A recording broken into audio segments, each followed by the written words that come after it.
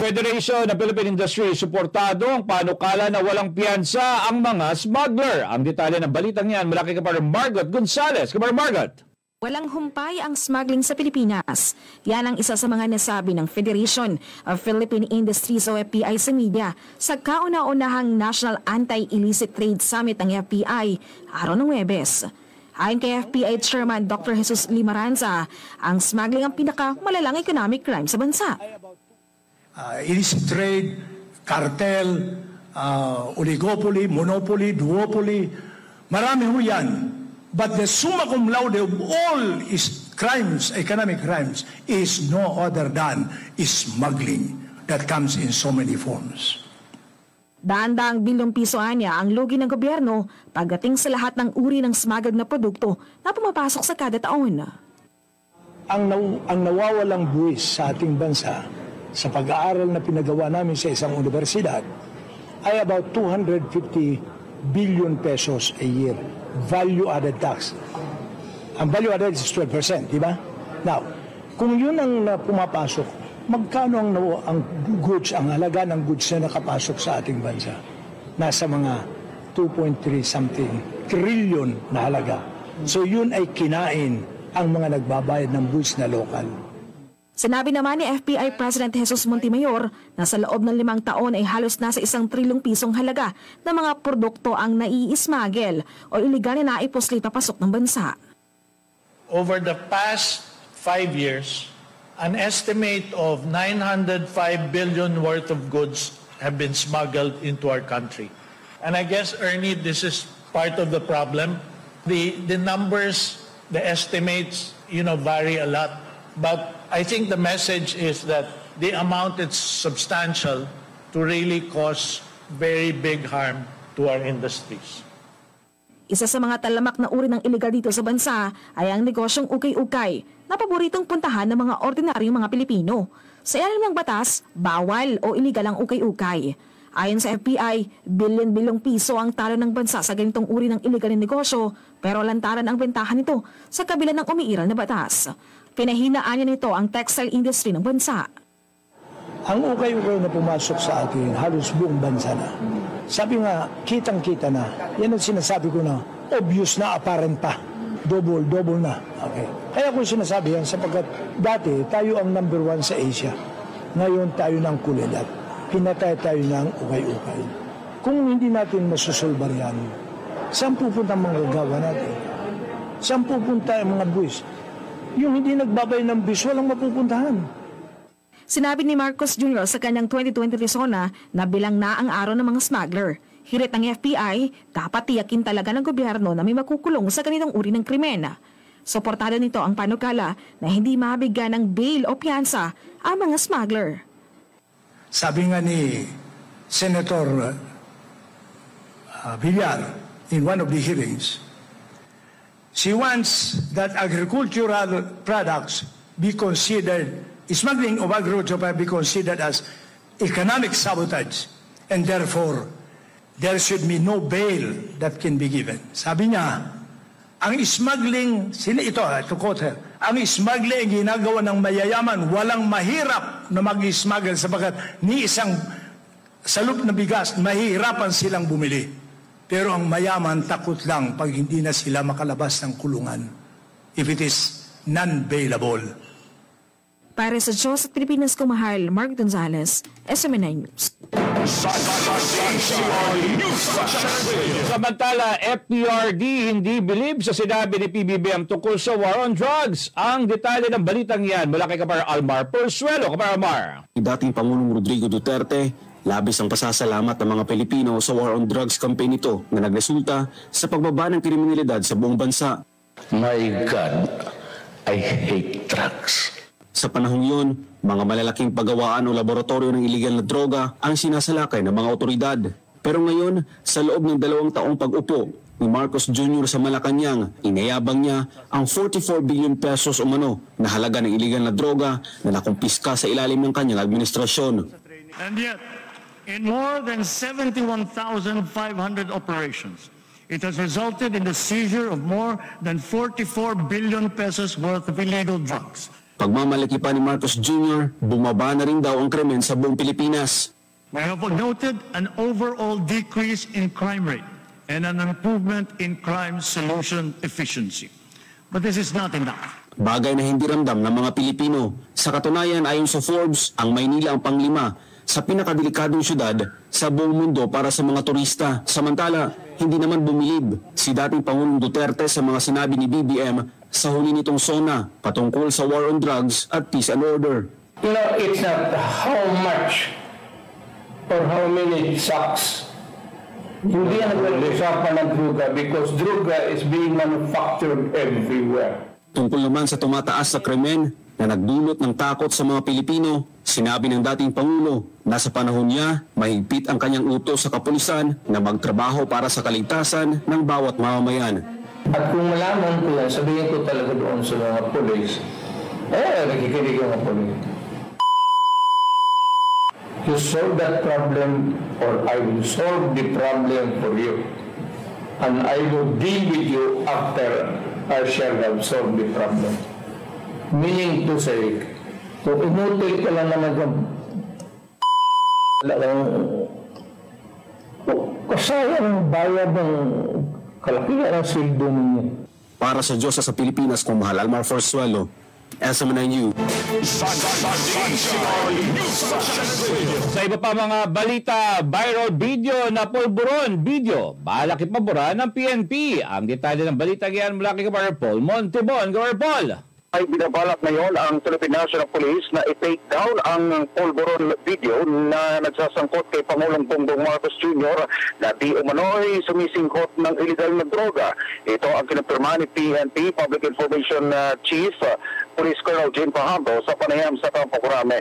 Ay kay Fajardo, nakikipag-ugnayan na ang kanilang hanay sa Department of Information Communication and Technology DICT para sa mabilis na pagbura ng umano'y video ni Marcos Jr. na high sa paggamit ng illegal na droga. Nauna na ang pinauubayan ng PNP sa Anti-Cybercrime Group nito ang pagsasagawa ng malalimang investigasyon kaugnay sa pagdadawit kay Marcos Jr. sa isyu ng paggamit ng ipinagpapawal na gamot. Matatanda ang mas nakuha pa o nakakuha pa ng mag-trending sa social media platforms ang mismong nasabing pulburong video ni Marcos Jr. kaysa sa SONA nito noong Lunes, July 22, 2024. Maingat pa sa ngayon ang mga otoridad sa publiko ng mga tao, grupo na posibleng nasa likod ng pagkalat ng video na ito.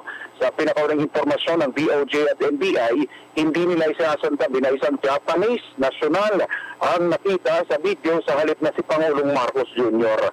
Para sa Diyos sa Pilipinas kung mahal, nag-uulat Paul Montibon, kapartner mo sa balita at serbisyo.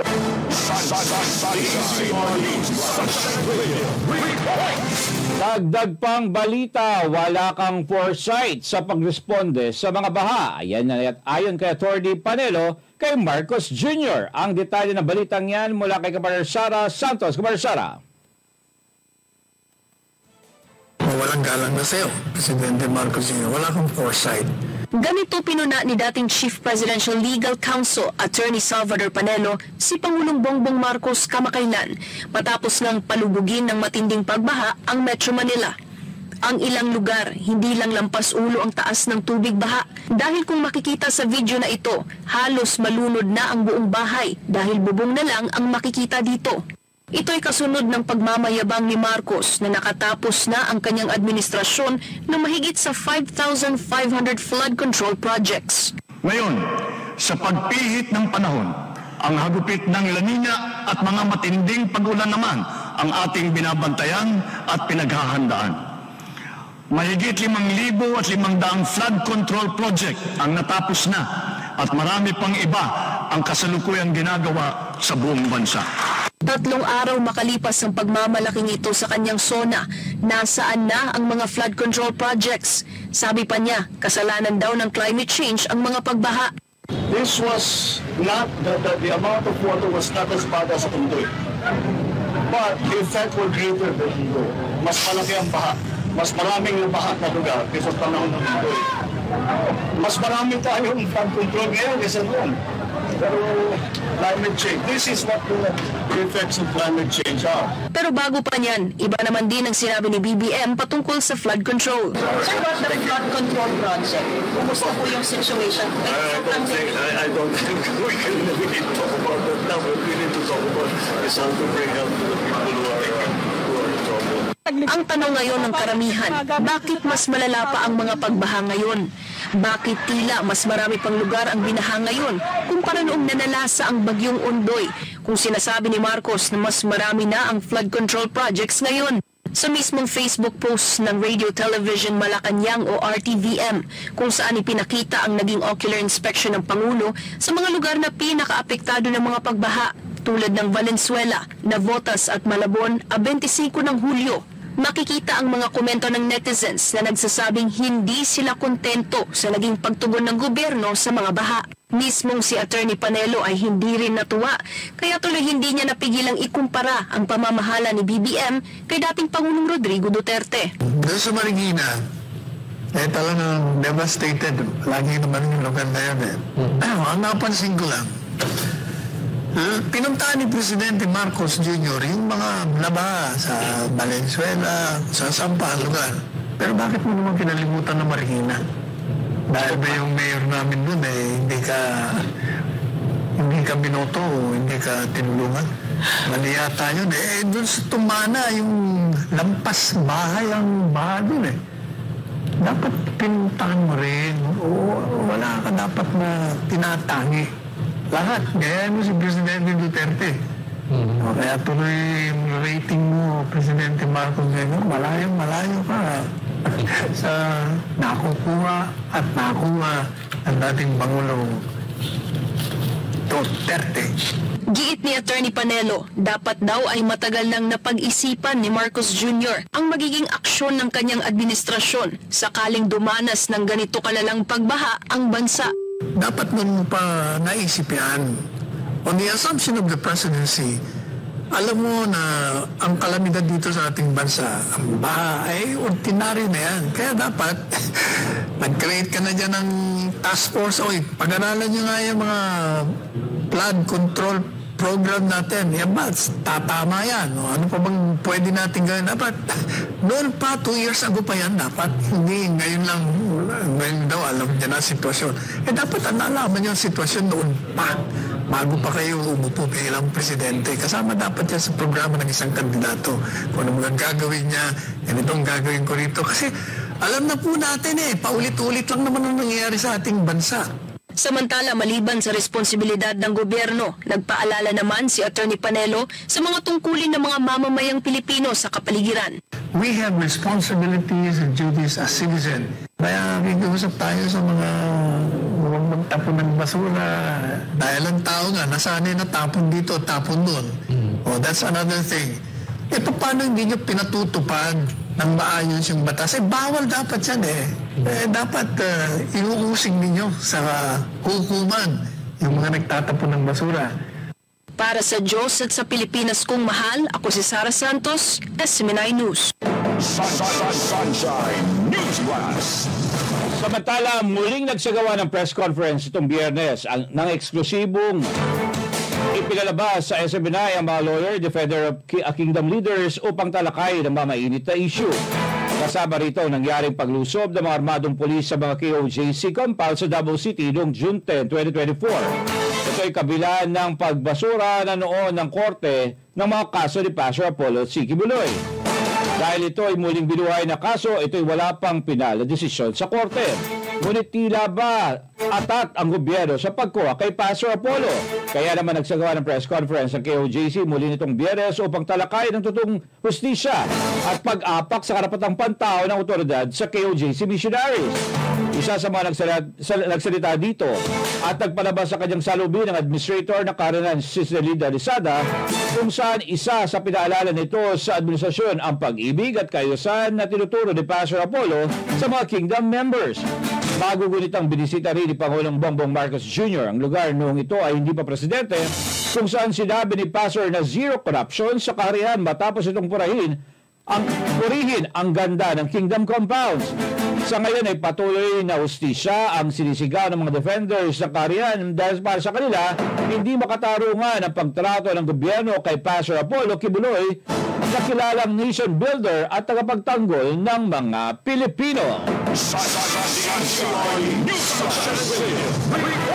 At para sa uling detalye ng ating balita original, CCTV footage kay BP para sa BP Sara sa NAIA demolition job ayon kay Professor Tikia. Ang detalye ng balitang yan mula kay partner Franco Baranda. Kapar Franco. The intent was malicious. Oo, malicious. Kasi may nakita pa nga ako mainstream media, may poll. Do you agree or do you not agree? Yes. And come on. Why? Kasi it doesn't add up to our problem right now. Laganap sa social media ngayon ang larawang ito ni Vice President Sara Duterte kung saan paalis ito ng bansa kasama ang kanyang pamilya patungong Germany.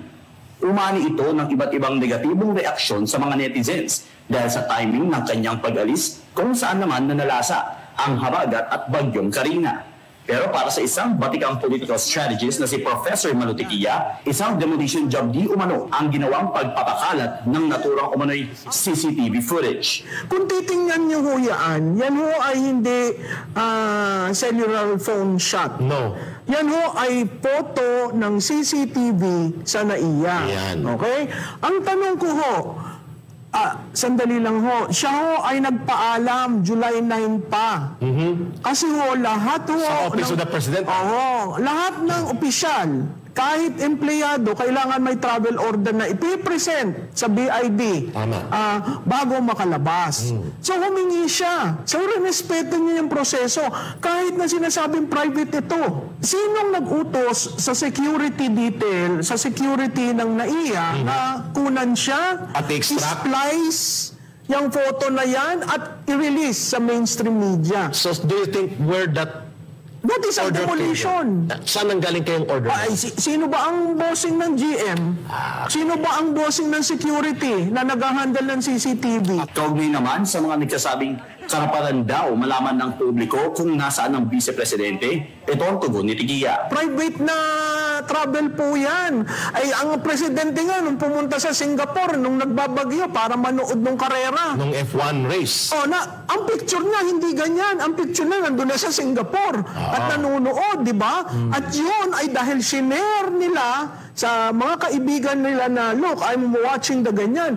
Ito ho ba? Si Vice President ho ba nag-share niyan? Tama. At sinabing ako'y paalis? Kasi ho, private yan. Ang respetuhin naman ho, siya ay vice-presidente, pero may mga bagay na may protocol at may mga bagay na pribado. Pero yung kasama niya ang kanyang anak, ang kanyang nanay, ang kanyang asawa. Ayun ho ba'y public matter to you? Sa naunang statement naman ni VP Sara, hindi nito inilihim sa publiko ang kanyang pag-alis sa bansa kasama ang kanyang pamilya. Kasabay naman ito ang pagtitiyak ng pamamahagi ng tulong ng Office of the Vice President sa mga naapektuhan ng masamang panahon. Ayon pa kay Tiquia, bago pa man humagupit ang bagyo ay nakaposisyon na ang naatasan ng Vice-Presidente para sa pamamahagi ng tulong. Gabi pa lamang, nasa Manresa, Banawe. Bakit to? Yung mga residente ng Banawe, meron ho dyang warehouse for disaster ang ating Vice President. Yun ho, kuminsan may mga empleyado, minsan may volunteers. Ayan ho, yan sa Manresa. Gabi. So, ano ho, salita o aktual na litrato? Order, rhetorics, o nakikita ng tao? Correct. Para sa Diyos at Pilipinas kumahal, Franco Baranda, SMNI News. Mayor Baste nagsalita sa akbang ng Maisog Peace Rally sa Cagayan de Oro City. Ang detalye mula kay Marcela Balog. Nagsalita si Davao City Mayor Sebastian Basti Duterte sa hakbang ng Maisog Peace Rally Cagayan de Oro nitong Sabado, July 27, 2024, kung saan tinalakay nito ang mahahalagang isyu ng bansa at ang mga nangyayari sa kasalukuyang administrasyon. Kasama na rito ang mahal na presyo ng bigas na itinangakong 20 pesos, kapakanan ng mga isda sa West Philippine Sea at isyu ni Pangulong Marcos tungkol sa paggamit ng illegal substance, kung saan una nang ipinanawagan ng mga Pilipino ang pagsasailalim nito sa drug test kung gusto nitong matapos ang isyu ng paggamit ng illegal na droga. Samantala, may payo si Mayor Baste kay PNP Chief Police General Romel Francisco Marbel Ano dapat kinuha na lang niya sa iba't ibang lugar ang 75 personnel na gusto nitong ilagay sa Metro Manila at hindi niya kinuha lahat kay Vice President Inday Sara Duterte. Magugunitang kinuhanan ng 75 police security personnel si VP Inday Sara Duterte dahil na rin sa study ni PNP Chief Marbil, ito ay ilalagay sa pagbabantay ng krimen.